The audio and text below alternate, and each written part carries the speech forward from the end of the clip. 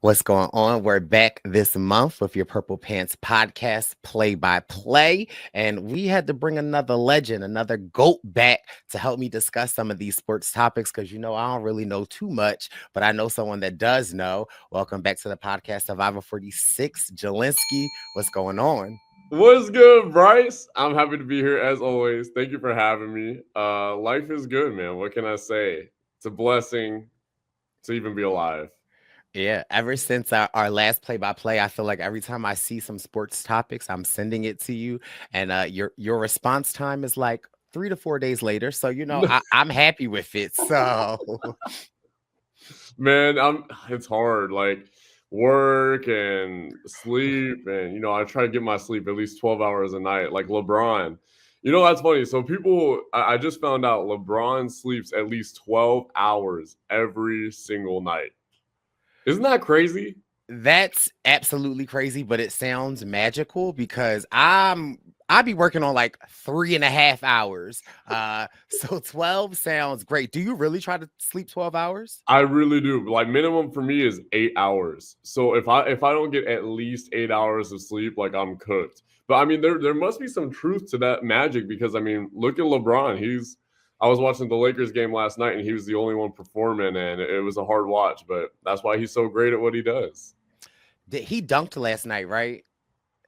He Oh stole the ball yeah. and dunked, but it didn't seem like the Lakers was too hyped for him though. Like I'm like, Nah, where's that? and especially it's a weird locker room. That locker room, they've been on a good little tear this season though. But Anthony Davis, that's my guy right there, and he was not performing last night.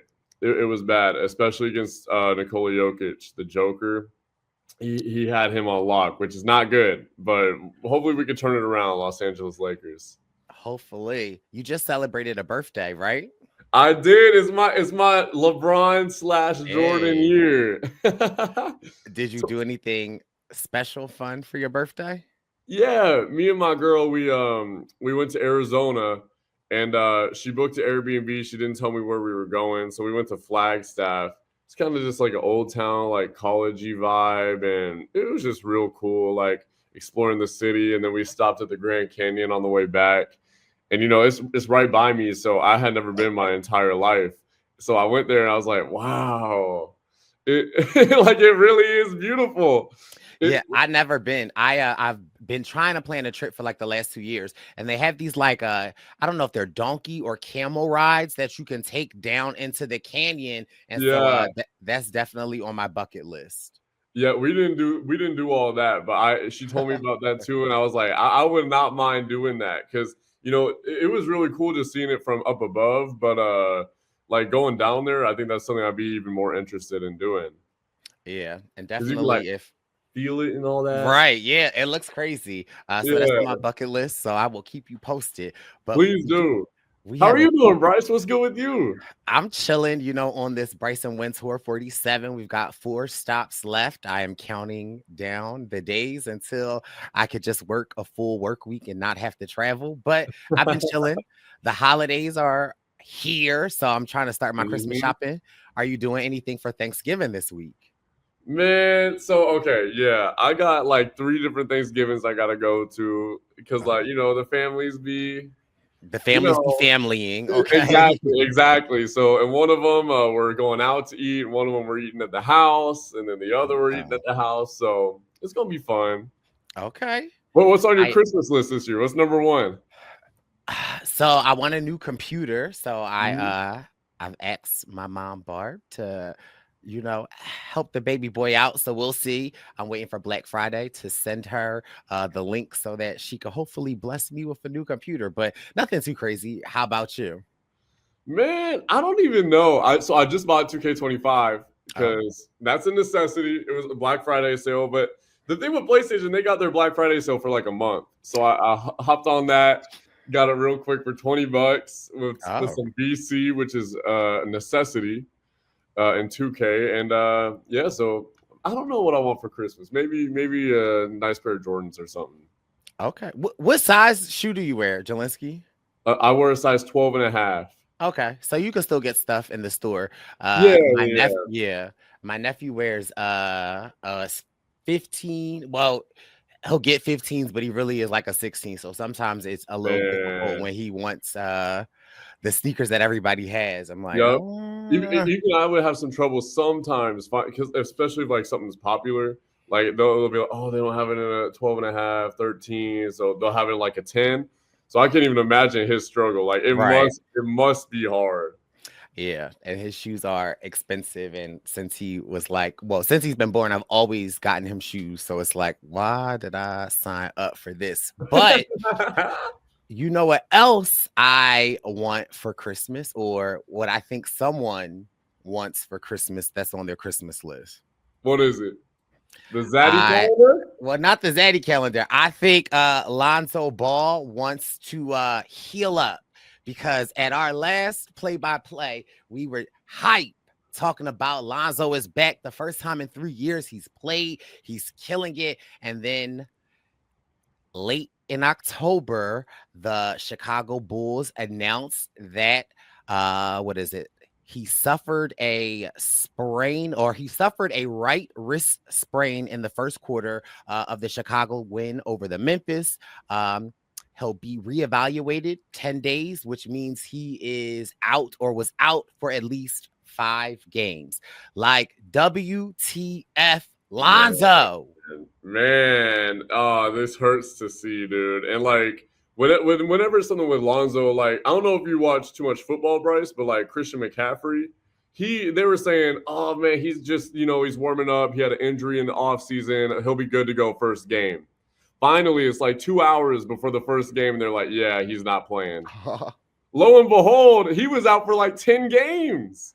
Wow. Which is insane. It's kind of like the same trajectory that Lonzo's on. It's like all his injuries seem to be a little bit more severe than the organization ever really talks about, So with Lonzo, I'm just scared, man, for his health, because I'm such a fan of him, especially like growing up watching him in high school. Like he was really that guy. Like I really thought he was about to be like Lonzo, or no, LeBron Curry hybrid type player, like something we really haven't seen before. So it just really breaks my heart. It worries me, because I feel like these last 4 years, the Bulls have been pretty supportive of Lonzo, but it just makes me nervous with injury after injury. You're not playing. You've got this huge contract. I'm sure the Chicago Bulls want to free up some space and, create a team. And one of those ways could be freeing up Lonzo. So it just worries me for my guy Lonzo. You're exactly right. And at the end of the day, it's always a business, and it's an organization. They got to take care of the Chicago Bulls first. And Lonzo is making a lot of money. So honestly, from how do I say this? From like if I were a betting man, which I am, I would bet that Lonzo might not be in Chicago anymore.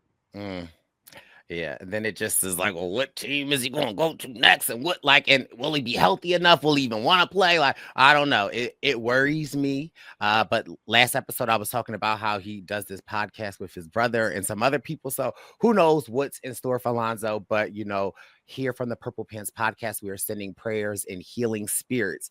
And of course, we can't do a play-by-play without talking about the Ball brothers. That's right. There is an interesting one with my man LaMelo Ball. A couple of games ago, LaMelo got fined $100,000 in a live interview, post-interview after a game. He used some offensive, derogatory comments in a post-game interview.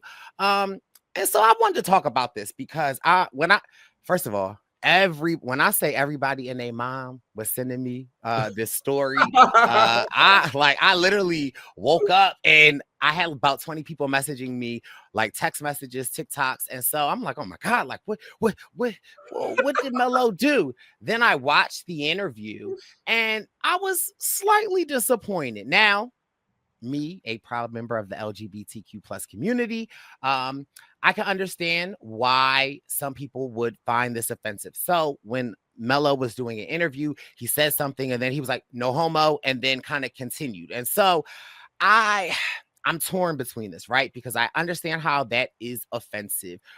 But for me, specifically growing up in a Black community, in a Black household, having brothers, going to school in all Black, that's something that is said, right? Like, and me personally, I don't take it as derogatory. It's, now the kids are saying no diddy, or it's really like saying no homo is like saying pause. Now, obviously, it is problematic in the sense of like you say something that might be a little like, oh, and then you say the phrase to then mean like, oh, I don't mean it that way. However, I just feel like everybody be gay. Okay. So when people use that, I be like, you are really gay, right? Because it's like, who's even thinking about that? They be like, oh, I tied my shoes, pause. Like, wait, like what?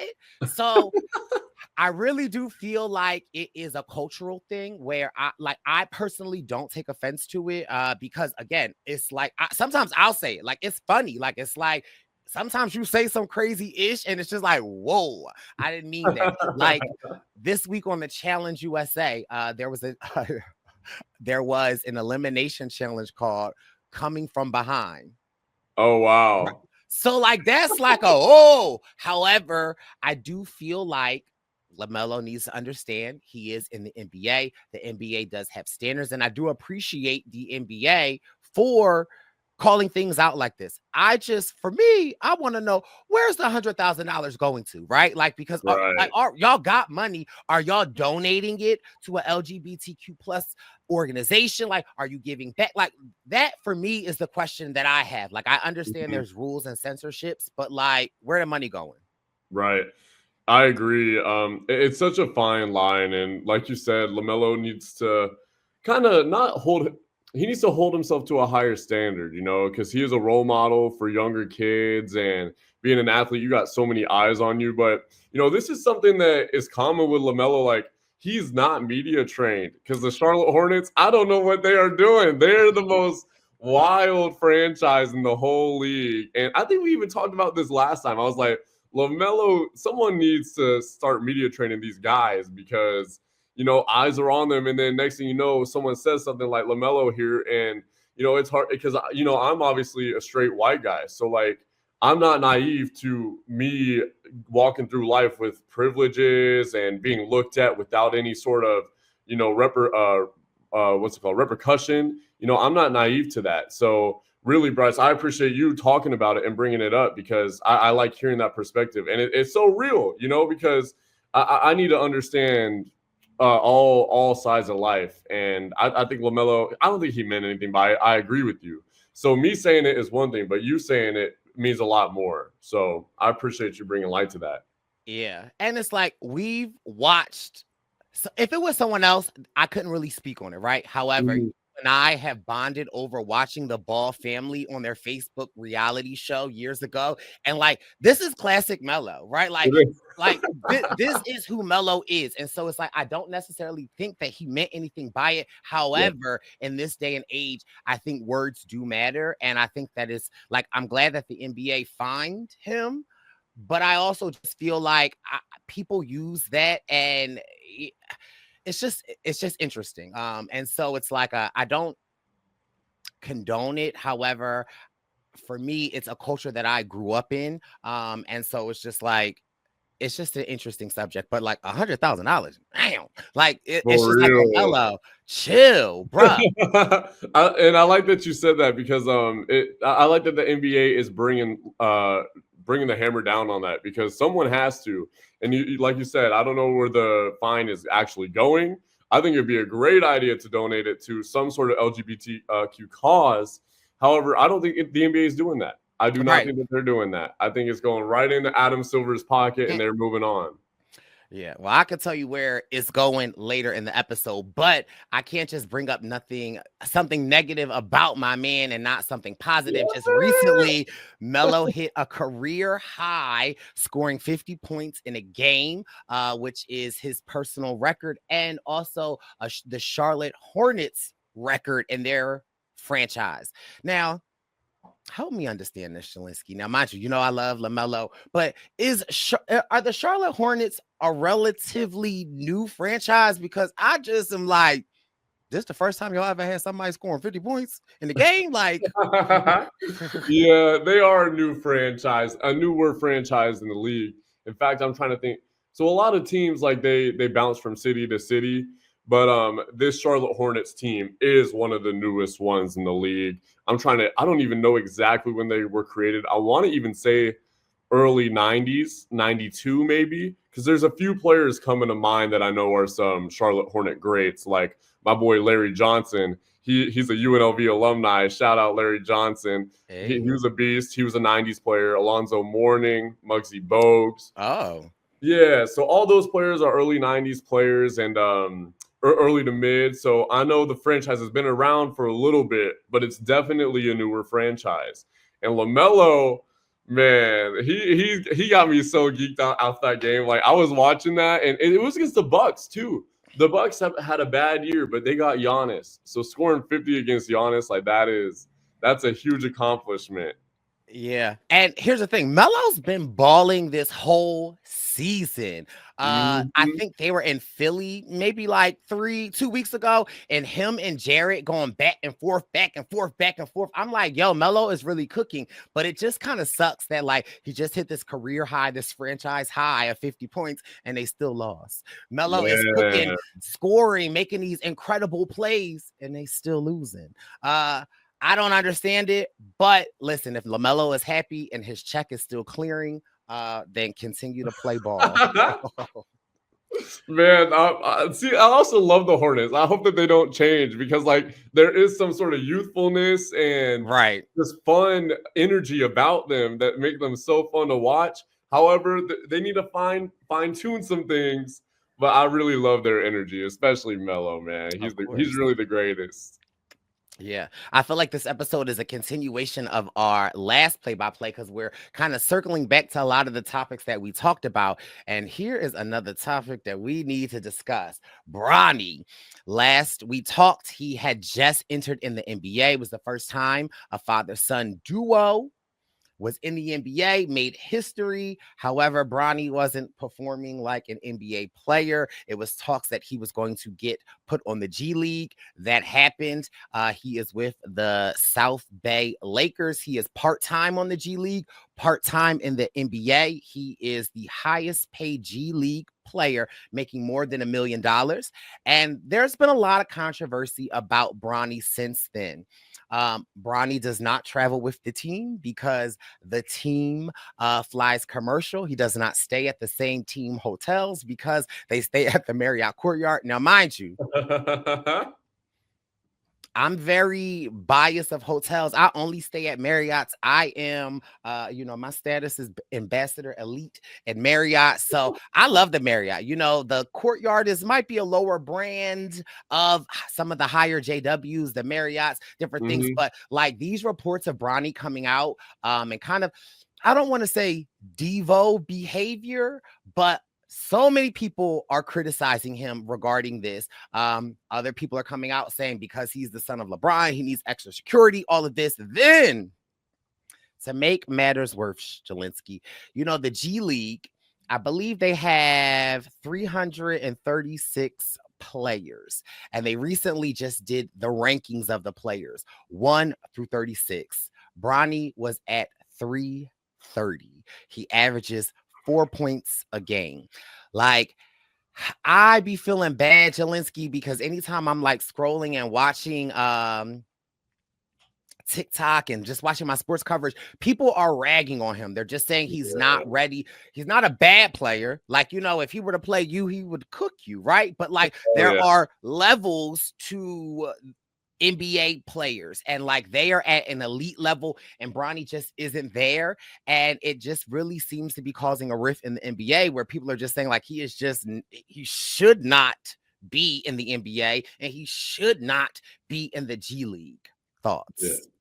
Something that I love that the NBA does, which I'm not sure they'll do now, but they love to do like anonymous surveys. So I would really love to see like, kind of like some Survivor-esque sort of deal right there. What are your thoughts on Bronny? Like they would have like a yes or no sort of question. They'd be like, or I don't know, what do you think who's the worst player in the league?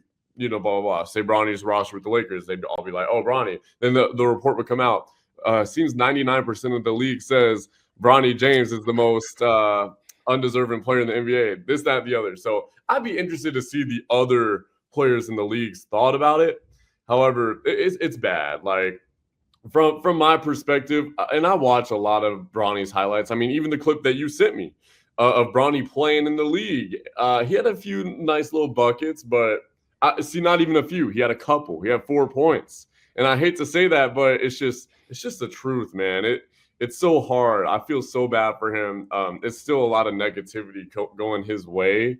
It's almost, if I were to put myself in those shoes, I almost find it impossible to even thrive in a bubble like that. Right. So much negativity and noise surrounding your mind and your thoughts. It eventually will take a toll on you. Now, I hope that Bronny is like off of his phone at all times, just has a BlackBerry where he only talks to his dad, his mom, and his siblings, because I really feel like that's the best sort of way out of it. Keep your loved ones close and really don't feed into the noise. And Bronny, he was really, really nice in high school. However, that perspective might be kind of jaded because, one, he was on one of the best high school programs in the country, Sierra Canyon. A bunch of old NBA alumni's kids went there, like Shaq's kids, Melo's kids, a bunch of people's kids go there. Really good school, and he was nice. However, and a lot of other NBA players like Zaire Williams coming to mind, and just a bunch of people. However, he was always LeBron's son. That is one thing that has not changed. And he had a heart attack when he went to USC. So his freshman year, he was hooping, he had a heart attack, and people say that he hasn't been the same since. But I'm wondering if, it might have been more that he was just kind of always that way. Mm-hmm. So I'm kind of wondering if the skill was ever there. And I hate to say it, but it's just the truth. And, playing against better people will always make you better. However, one thing is for sure, it needs more time. Bronny needs more time. And I think to add injury to insult, it's like you're getting all of these negative criticisms about like just your skill level in general.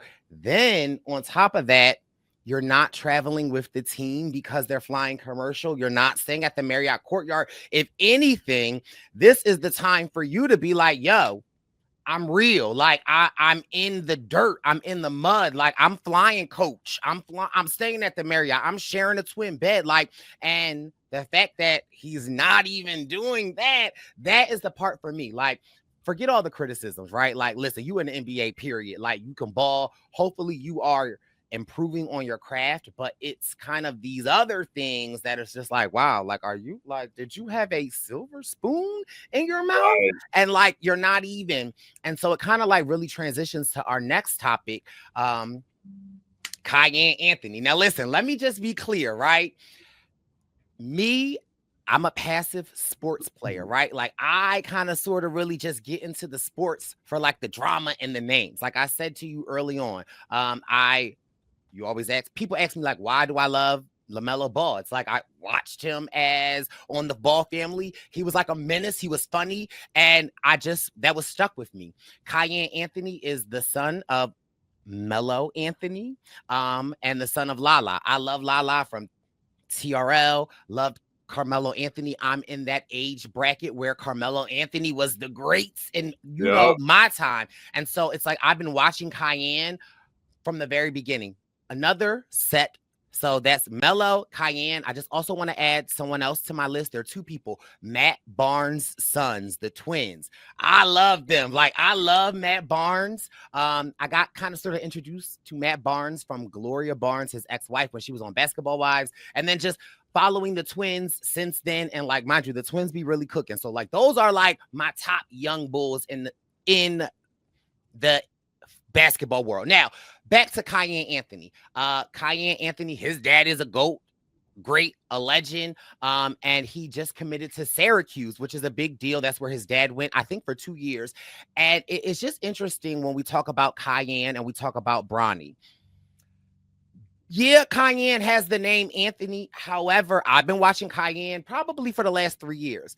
this past summer, Kiyan was in, I forget what they call it. It's like the summer league where like they're hooping outside in those tournaments in the hood. Like Kiyan is out there balling, not even just balling. He's getting into fights with kids in the hood. Like we see the progression of Kiyan. It almost reminded me of like the N1 tournaments from back in the day. I feel like I'm aging myself, but like Kiyan is out there playing with kids in the hood, playing like, you know, really leveling up. We don't see that from Bronny. And so it's like, although Kiyan's dad is Carmelo Anthony, we see Kiyan out here balling. And I love Kiyan's personality. He's from New York, very much from New York. He's cocky, he talk ish, but he can ball. And he's like, I don't really like using the word aggressive with black men, but like he is dominant and cocky on the basketball court. And that's what I love. And so, you know, just shout out to Kiyan for committing to Syracuse. Yes, sir. Yeah, well, that's well said. He's dominant and he has a high motor. And I like that. So I remember growing up, because I watched Kiyan myself, I was not high on him at all until recently, maybe about a year ago. I saw a clip of him playing against his dad, and I was like, wow, Yeah. he has really stepped up. Like, he was really holding his own against his pops, and his pops is one of the greatest scorers to ever do it. So I was really, really impressed, and I'm really excited to see what he does. I love seeing the, not hometown, but I love seeing him follow his father's footsteps because, you know, there's a little bit of honor to that and a little bit of salute to the pops about it. And, you know, that run Carmelo had in Syracuse was amazing. Like my pops would talk about that in 03. You know, that 03 draft class was loaded, and Carmelo, like, he really rose his stock through the tournament. So I'm really excited to see Kiyan hoop. And and by the way, I love those N1 tournaments. One of my favorite hoopers of all time, his name is Escalade. Rest in peace. He was one of the greatest to ever do it, man. He was like Jokic before Jokic. He was a big dude. He was like 400 pounds, but he was behind the back passes and dribble moves, things a 400-pound man shouldn't be doing. He was hooping. What you know about that N1? Mind you, why I still got like 7 N1 shorts around my house. Oh. They come down to my ankles, but you know, that was the era in the time back in the day. Man. But I used to have them, for sure. Yeah. I had a few. Yeah, then I don't know. Then N1 just got corny, and then they just started selling them at like Walmart and Kmart. But I don't know what happened. But they did have their glory days, and I'm excited for Kiyan. Do you think he will do 4 years in Syracuse, or do you think he will get fast tracked to the NBA? Well, that's an interesting question. I think that he will be in college for 4 years. Whether it's with Syracuse, I don't know. But I could see it. I could also see a world where he progresses, and especially with the NIL, their prevalence and growth nowadays, I could see Kiyan really moving. Kiyan. I could see Kiyan moving somewhere, not in Syracuse. I could really see him going to another program and for success. And we'll see. It all depends about his growth. So we'll see. Yeah, well, we will keep an eye out on Kiyan, as Jelinski says, but Kiyan Anthony, that's my dog. And speaking of the rookie class, it's a lot of things going wrong with the 76ers. Okay, we're going to get to that, but it's a lot of things going right. And with Joel saying he's not playing back-to-back, Jared has said, I will play back-to-back. And let me just say, this rookie class, first of all, I just can't say enough about Jared McCain, right? Like before we even get to why I'm even talking about him, I just love Jared McCain, right? I love the fact that he is a hooper, not just a hooper. He is cooking like he's killing it. But that's not why I love Jared. Okay. Mind you, Jared is a little easy on the eyes. He's kind of handsome, but I love the fact that Jared does not subscribe to societal norms of what a basketball player should be. When Jared was in college and during the draft, he got a lot of slack. Jared wears nails. He colors his nails. He does a lot of TikToks. Some people would say a lot. He's been called gay a lot. And here's the thing, like people calling him gay. Well, first of all, is that bad? Like I be confused when people like that's gay. Well, is that bad? Like I'm confused. But Jared's not. However, he beats to the drum of his own, or beat to the drum of his own beat, or beats to his own drum, or drums to his own beat. And I love it. And it was like in college when he was looking like he was going to go to the NBA and he was wearing his nails. If you're watching us on YouTube, you can kind of see in his pro photo, he's got blue and red nails. People were making fun of him, all of this. Jared said, oh, y'all want to make fun of me? Oh, okay. Jared has secured a sponsorship with a nail line. And so he's getting money off of that. So one, we just love Jared McCain. That's it. However, Jared McCain is showing the F out this season. It's a lot of things I could say about the Sixers, but what I will say about the Sixers is Jared is out here cooking. And in one of his last games, he had said after he made a shot, he was like, I'm the next MVP. And in a press conference, they said, did you say that you want to be the rookie of the year? And Jared was like, that's something that I'm going for. And with his stats continuously rising like they're doing and the performance that he is giving, he very much likely could be the rookie of the year. He really could, yeah. So with this draft class in particular, it's interesting because it has been said that this draft class is the worst draft class in a long time, years. And they got no talent and just no superstar or even potential all-star level players. However, I've always been high on Jared McCain. Like you said, I mean, he's just such an interesting and refreshing type of person. You know, he's just such a great individual. My cousin Brooklyn, his favorite player ever is Jared McCain. Really? And yeah, so how old is Brooklyn? Brooklyn's 16. Okay, I was cool. Yeah, okay. He just turned 16. So yeah, he's been watching him on TikTok and YouTube because in my era of growing up, they used to have like Ball is Life and a whole bunch of YouTube channels like that, and they do like these little documentaries, like miniseries. Like Julian Newman was big at the time, and that's another story. That guy's just crazy. But anyway, so now Jared McCain, he kind of is doing the same thing, documenting his own life, doing TikToks, and there have been stories on him through YouTube, and where you could just really see his life, where he's so open and shares everything that he thinks. And like you said, he really marched to the beat of his own drum, and I love that. It's so refreshing. He is just such a unique person, man, and like I love how he just has such high standards for himself, and like I want to strive to be like Jared, really. Right. And back to the rookie class I was talking about, I'm getting distracted because of how great Jared really is. Like I really love him. He really has potential to be rookie of the year. I'm really impressed with his game so far, and it's been a light in the Philly organization for sure. Because I don't know if you know this, Bryce, but I used to be a huge Philadelphia fan. Like I was a huge Ben Simmons fan and a huge Joel Embiid fan. So I'm glad Joel got his MVP honors, but I was super high on Ben Simmons. I thought he was next LeBron, he was an all-star, and it's just that's why I love Philly, but I hate Philly because Philly, we are different. We love Ben Simmons, and then Ben Simmons stopped shooting, and we stopped loving Ben Simmons, and it's been a love-hate relationship ever since. But I love Ben Simmons too. It's also funny. I saw this meme where it's like Jared McCain being the only one smiling here is some insane foreshadowing. Everyone on this, and I believe these are like the new players on the Sixers, and everyone's just giving that serious face. And here Jared McCain is out here just smiling and shining. And I love it for Jared McCain. And just a positive role model for men of color, right? Where it's like sometimes there's this stereotype that like men of color, specifically sports and athletes, they have to fit this certain model. And I love the fact that Jared is breaking that and getting them buckets and telling y'all you can play basketball, paint your nails, you can do get ready with me and fit checks on TikTok and still be that man. And so we just love Jared. Yeah. Now let's get into some other Sixers stuff since you brought it up. Okay. I'm from Philadelphia, so I have to I've got to go for my my team, I'm still trusting the process. I don't understand what the process is.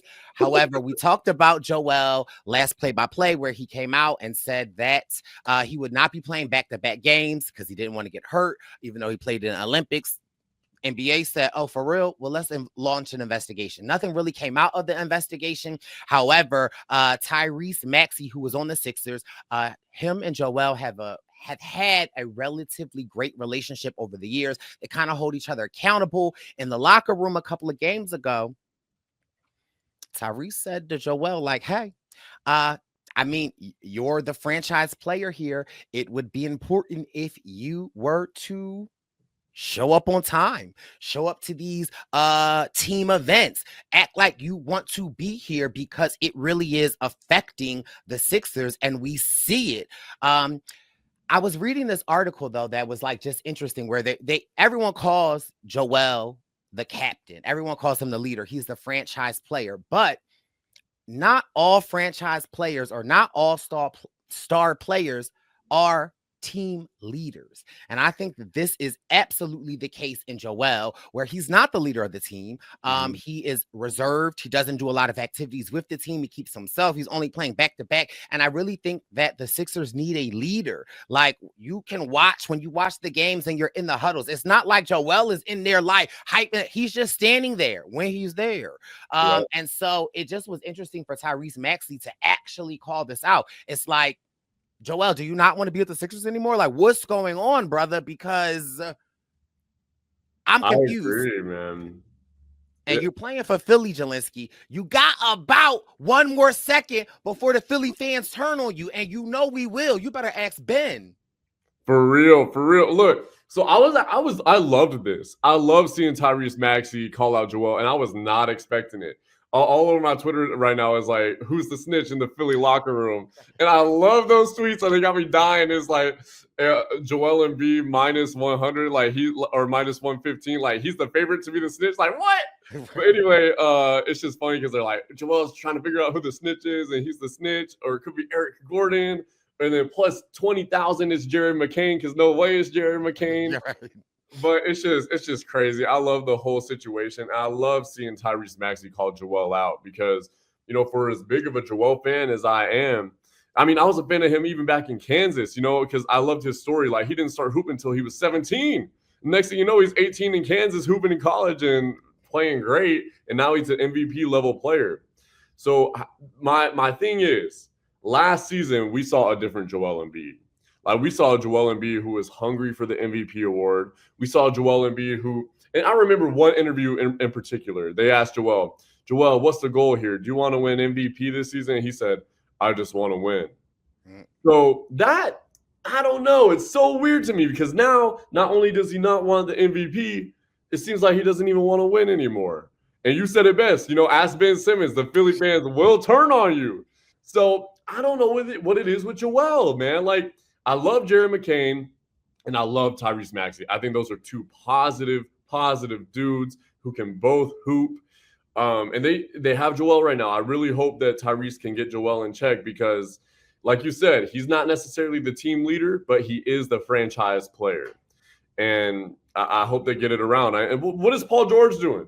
I love my boy Paul George, but he hasn't been doing nothing. Jelinski, don't even get me started. First of all, Thanksgiving is this week, and this is what I'm going to have to be surrounded by, this chatter and talk. Like in my family group text, my brother said that the other day, and my brother is from Philly. He is a diehard Philly fan. I can't tell you how many, I probably shouldn't even be telling you this, but I can't tell you how many TVs in my brother's room were broken because he punched them or threw them due to the 76ers and the Eagles. And so like my brother really gets into this. And so it's like I have to prepare myself for the conversations that will be had at the Sixers. But listen, that's why I'm preparing myself talking to you. That's right.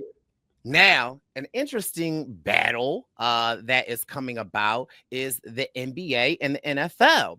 The NBA, although y'all finding my man $100,000 and y'all getting this money, their ratings are down significantly. Now, normally, the ratings of the NBA kind of pick up after Christmas, right? Because the NFL is going to be ending soon. And normally Christmas Day is a big basketball day. There's multiple games going on. However, the NFL said, well, our ratings are pretty good. Let's get Beyonce to do the halftime show on the Christmas Day. And so you already know, ain't nobody going to be watching no NBA on Christmas Day. We are all tuning in to Netflix. Now, here's another thing before I even start. Netflix.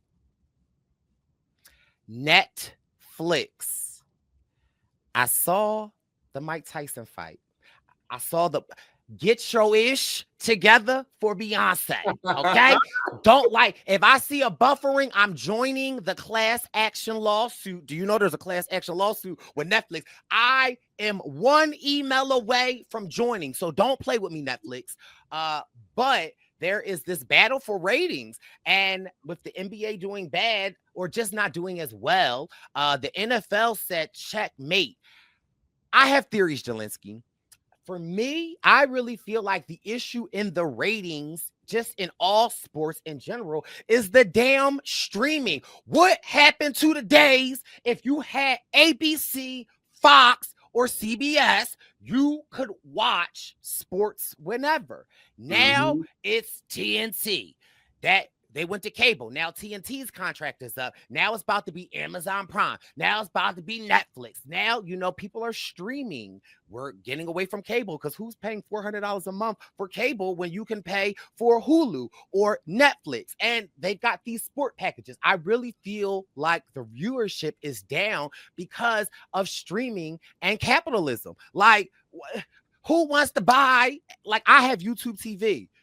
I got to get an extra sports package to watch the sports. And I don't even watch the sports, but I wanted the sports package just in case I get a man and he want to watch a little something. He can watch it when he at my crib, you know, foreshadowing. I'm trying to be Jared McCain in the photo.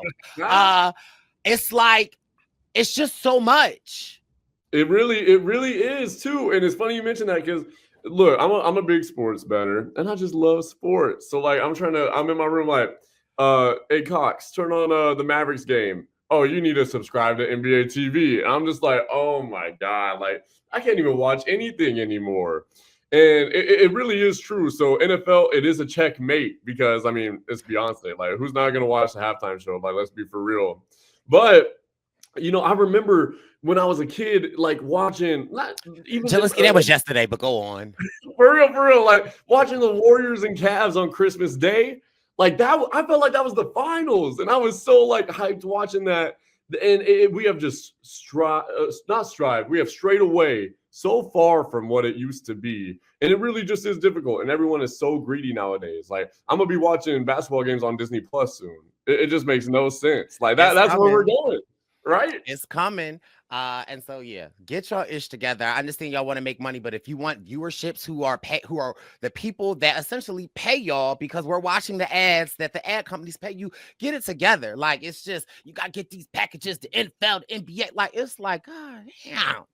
And Bryce, listen to this. I found something out recently that you'll find interesting. So I just saw a tweet from like an NBA source because I follow all those little things. And we know Mavericks are my squad. They're one of my squads. I love Mark Cuban. He just sold the team though. However, you know, I just love the organization. The thing is, the Mavericks are doing something revolutionary. They have created an app where you can watch all Mavericks games for the entire year for free. How much? Oh. Isn't that crazy? Isn't that crazy? Then you could just stream it to the TV. Oh, now that's smart. Yup. It's such a Mavericks thing to do because, you know, it's kind of like Mark Cuban. He's an entrepreneur and just business-oriented guy. So I thought that super interesting. I got to find out some more details on that, and I'll send them your way because I'm not fully. I don't remember fully what they said, but that that's kind of game changing. You know, because why watch NBA TV when I got to pay $120 a month or a year when I could go watch the Mavericks game and watch my team that day? I feel like the NBA gonna put a stop to that, but like I feel like it's too good to be true. Like I feel like the NBA gonna be like, nah. We're Yeah, not doing that. But yeah, that's smart. But it is just, it's crazy to think of like all the subscriptions. And then it's just like, I have all of this stuff. And then it's like the second I get a second to just lay in my bed, put a little herbal medicinal something in the air and just chill out. I gotta HBO, I gotta scroll. It takes me 45 minutes to find something to watch. And then Jelinski, I just settle on effing Law and Order and go to sleep. Like, it's so frustrating. I hate it. But another thing that most people have been hate to love it, is the state of boxing. We had this, it's Jake Paul, right? Is it Jake yeah, Paul? that's Jake Jake Paul. Paul and Mike Tyson fight. It was the most streamed boxing fight in history with 65 million people viewing. And it was an interesting fight. Obviously, Jake Paul won against almost 60-year-old Mike Tyson.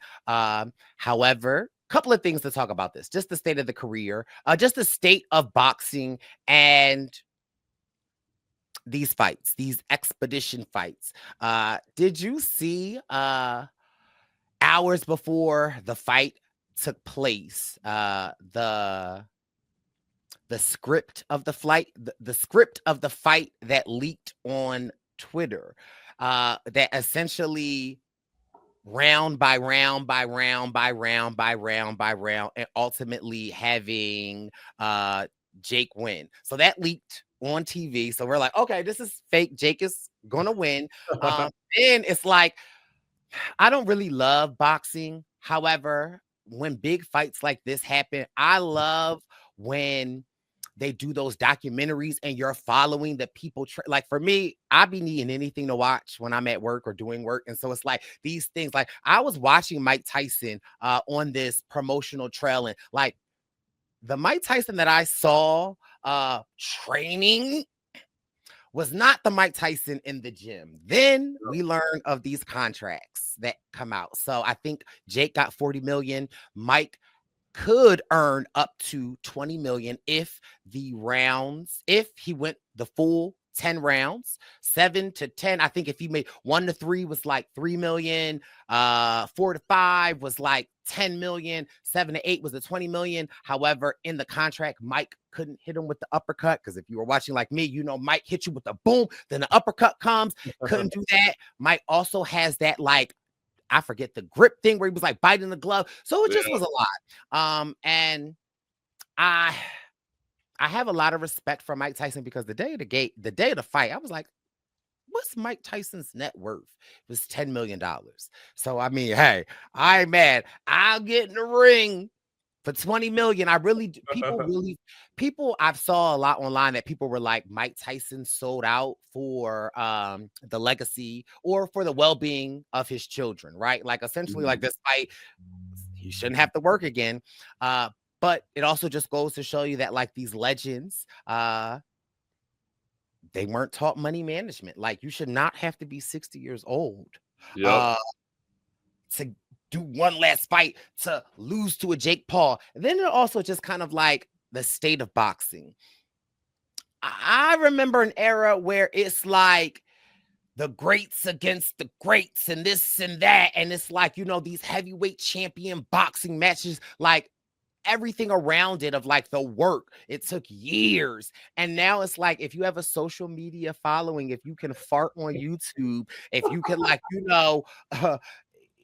you can build yourself up to this status, and now you're getting these rigged fights, and you're fighting these 60-year-old legends that need a paycheck. And I don't know what to say about it.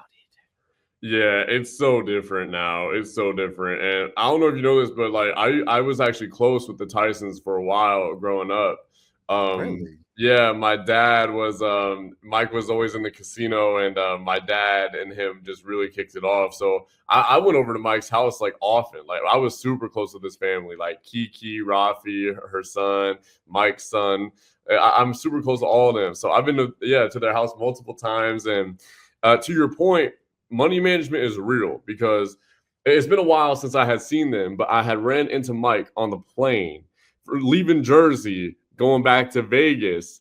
and he was sitting there in first class. And it was like, I forget what airline I was even on. I want to say, I don't even remember, but it's just a casual airline, and he was sitting there in first class, and it's still first class, whatever. But like, you just don't see people of his caliber, like his status as an athlete and fame on the same plane as you. Like, honestly, there was a day like that would be LeBron James on the plane, like you just would not see Bronny.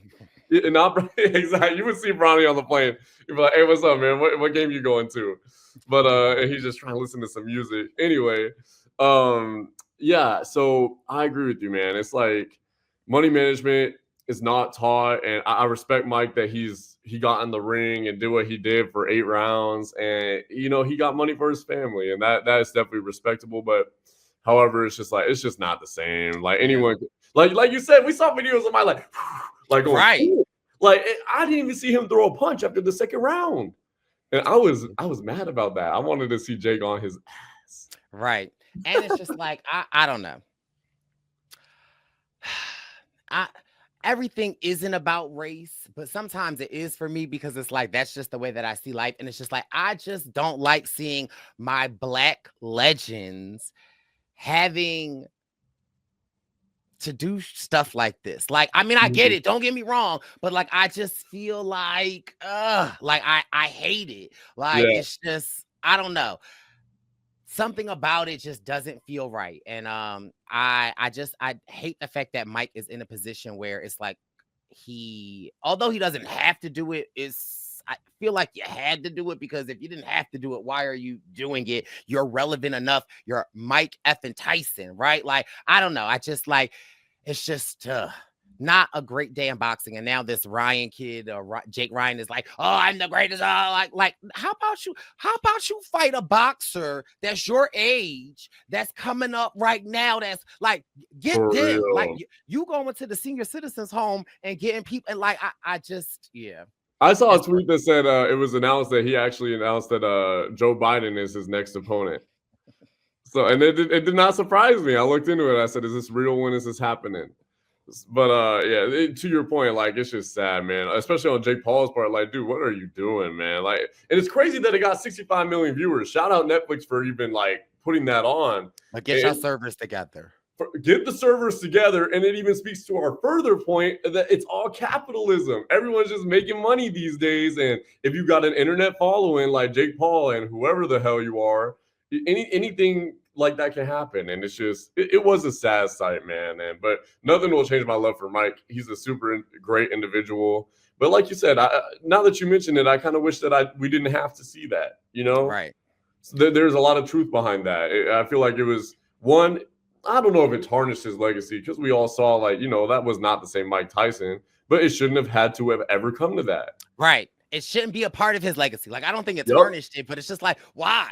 And also, exactly. Netflix, with y'all servers, pay-per-view would never, okay? Pay-per-view ain't never have no issues like that, Netflix. For real. Yeah. So crazy, but if it's sports related, we got to talk about it. And I can't thank you enough, Jelinski, for coming on for another play-by-play and getting this roster down with me. I appreciate you so much. I appreciate you having me, Bryce. I really enjoyed doing these. It's refreshing. It got me in the mood. I'm gonna put in a little parlay after this, man. The Lions game. So let's see what we can do. Yes, well, I appreciate you so much. This has been your November's play-by-play. We'll be back soon. Take care. Happy Thanksgiving. Ooh, it's the Purple Pants Podcast. You better listen in public, might make your stomach hurt. Ooh, it's the Purple Pants Podcast. You're trying to unwind, you better get that box wine. It's the Purple Pants Podcast. You're trying to get your snack, you better hurry right back, though. It's the Purple Pants. It's the Purple Pants.